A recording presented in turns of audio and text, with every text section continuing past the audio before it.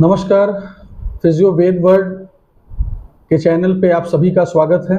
मैं doctor Ved Rajput, MPT neuro, paediatric neuro physiotherapist, Ved advance physiotherapy and rehabilitation centre की तरफ से आप सभी का स्वागत करता हूं।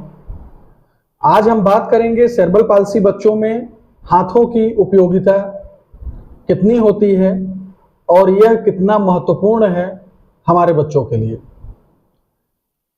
पहली बात मैं बताना चाहता हूं कि यदि आपके बच्चे को गर्दन संभालने में, बैठने में, घोड़ा बन के चलने में, खड़े होने में या खड़े होकर चलने में कोई समस्या आ रही हो तो आप यह जान लीजिए कि आपके बच्चे को सेरेब्रल पाल्सी की समस्या है।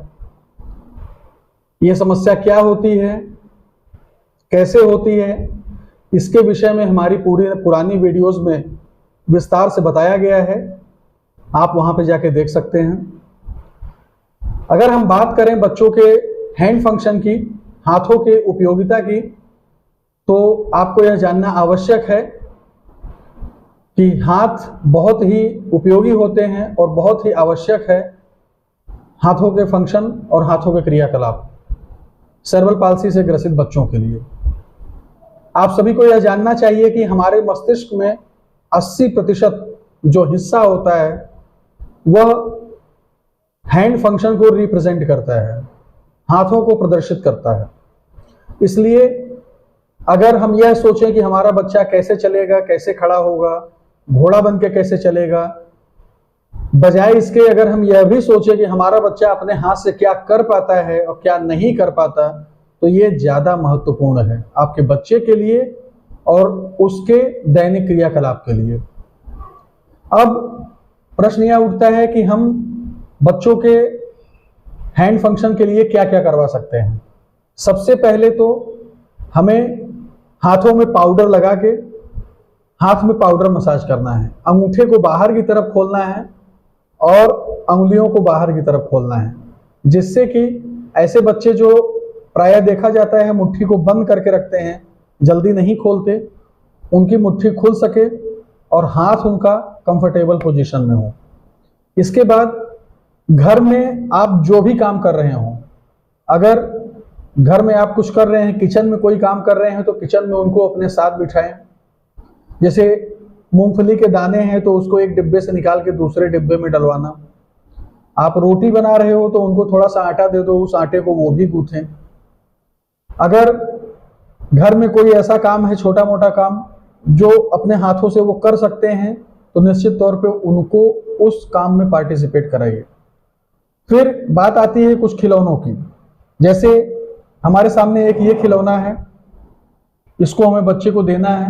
अगर बच्चा बैठ पाता है तो ठीक है, अगर वो नहीं बैठ पाता है तो बच्चे को हमें इस तरह का स्टूल हमें सेलेक्ट करना है कि उसके दोनों पैर स्टूल के अंदर इस तरह से करके और ऐसे बिठाना है। अगर वो बैठ जाता है तो ठीक है, नहीं तो हमें दीवार के कॉर्नर में बच्चे को बिठाना चाहिए, जिससे कि पीछे उसको पूरा सपोर्ट मिले और गिरने की संभावना ना के बराबर हो।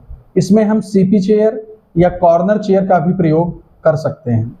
फिर इसके बाद हम बच्चे को बोलेंगे कि इसको हाथ से वो एक एक करके निकाले और कोशिश करनी है कि वो अपने दोनों हाथों का इस्तेमाल करे, एक हाथ का नहीं। इस एक्टिविटी को कराने के लिए मैं इसलिए बोल रहा हूं कि यह काफी आसान है और बच्चा इसको कर भी सकता है। जब हम देखेंगे कि बच्चा इस एक्टिविटी को अच्छी तरह से करने लगा है, फिर इसके बाद हम और हार्डर की तरफ बढ़ेंगे, सरल से कठिन की ओर बढ़ेंगे। फिर हम उसको इस प्रकार का एक पजल बॉक्स आता है जिसको देंगे और इसमें हम बोलेंगे कि वो लेटर्स को इस तरह से इसमें वो लगाए। लेटर्स को इसमें लगाना है, एक एक लेटर्स को निकलवाना है इस तरह से और फिर इसमें लगवाना है। इसमें क्या होगा कि बच्चे का जो फाइन मूवमेंट होता है वो डेवलप होता है। फाइन मूवमेंट मतलब यहाँ से बात, जैसे हम किसी ग्लास को या कप को पकड़ते हैं, अगर हम बच्चे को किसी कप को पकड़ाते हैं, वो कप को पकड़ता है, तो ये हमारा ग्रॉस मूवमेंट होता है। लेकिन अगर उसी बच्चे को हम चुटकी से कोई काम कराते हैं या वो इस तरह से ग्रिप करता है, इस तरह से, तो इसको हम फाइन मूवमेंट बोलते हैं। जैसे एटीएम कार्ड पकड़ना, नोट को गिनना या सुई में धागे को डालना या फिर माला को लेके उसको इस तरह से जपना, ये सब फाइन मूवमेंट में आते हैं। ग्लास को पकड़ना, किसी बाल्टी को उठाना या किसी मग को उठाना, ये ग्रॉस मूवमेंट में आते हैं। तो पहले हम ग्रॉस मूवमेंट करवाएंगे, फिर इसके बाद फाइन मूवमेंट की तरफ हम बढ़ेंगे। इस तरह के भी हम खिलौनों को ले सकते हैं। इसमें होता क्या है कि बच्चे आसानी से ऐसे खिलौनों को वो आराम से प्रसन्नता पूर्वक ऐसे खिलौनों के साथ काम करेंगे और वो खुश भी रहेंगे। इसमें आप जहां जहां टच कराओगे, ये मैग्नेटिक बोर्ड है, जैसे ही हम टच करेंगे इसमें कुछ ना कुछ लेटर्स भी हम बनवा सकते हैं या कोई डिज़ाइन हम बच्चों से बनवा सकते हैं या कोई लाइन हम उससे बोलेंगे वो ड्रॉ कर सकता है, जो कि इस तरह का होगा कुछ। यहाँ पे कहने का मतलब ये है कि बच्चे को हम हाथ के वो सारी एक्टिविटी कराएंगे जिससे कि उसके हाथों को हम स्ट्रॉन्ग कर सकें, मजबूत कर सकें और फाइन मूवमेंट की तरफ प्रमोट कर सकें। बच्चे को हम शर्ट के बटन देंगे और शर्ट जो हमारी रहेगी वो हम उसमें जब बटन हम प्लेस करेंगे तो हमें ध्यान रखना है ऊपर की ओर बड़े बटन, फिर छोटे, फिर उससे छोटे, फिर उससे छोटे और फिर सबसे स्मॉल। उससे क्या होगा कि वो फिर आसान से कठिन की ओर बढ़ेगा और धीरे धीरे वो कर ले जाएगा। हम उसको शूज दे सकते हैं और उसके लेस को खोलने के लिए उसको बोल सकते हैं वो लेस को खोले और फिर से उसमें वो गांठ बांधे, या फिर हम पूरे लेस को शूज से निकलवा सकते हैं। ये सारी एक्टिविटी है जिसको कि हम बच्चे को कराने के लिए बोलेंगे और स्वयं बैठ के अपने सामने कराएंगे। ये सारी एक्टिविटी कराने के बाद हम बच्चे को पेंटिंग, कलरिंग या फिर क्ले से जैसे खिलौने बनाना या खेलना, इन सब चीज़ों की तरफ फिर हम प्रमोट करेंगे।